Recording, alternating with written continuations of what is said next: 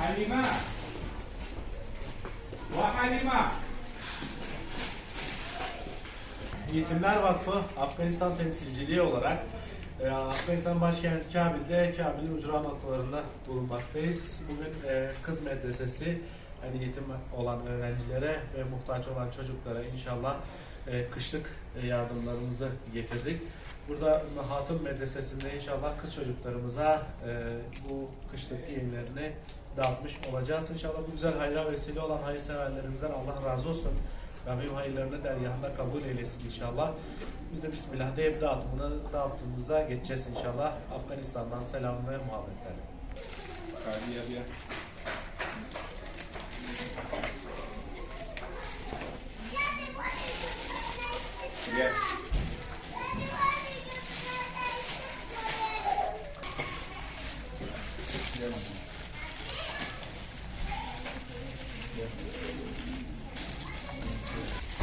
Bene che vanno a fare una data di gatto che tutta la però.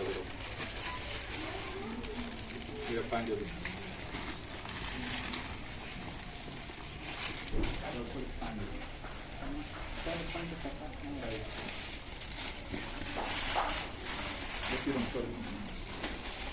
Yeah.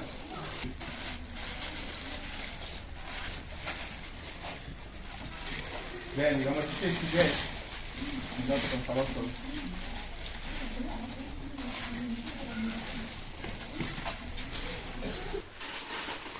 अरे समझ तो तुम बस करती हो शेयर करते हैं और कुछ सामने हो जाए तो खाता और बस वहाँ तो ये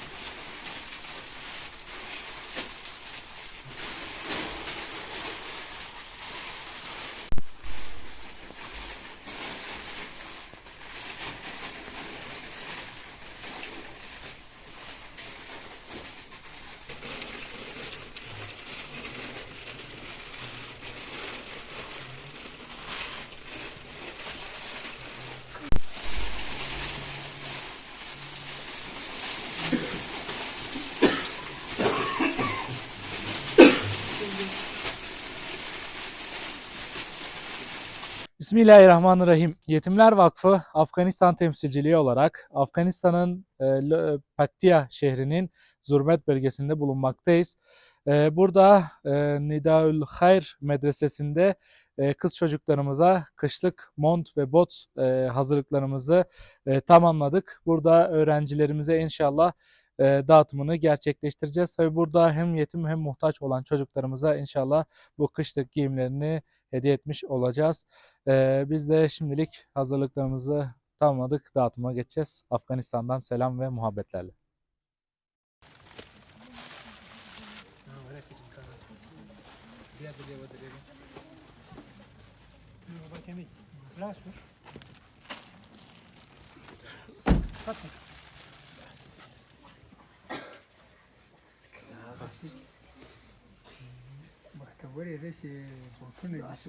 Seyda.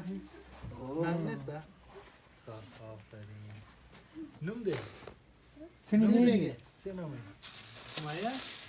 Sena. Tamam maşallah sana.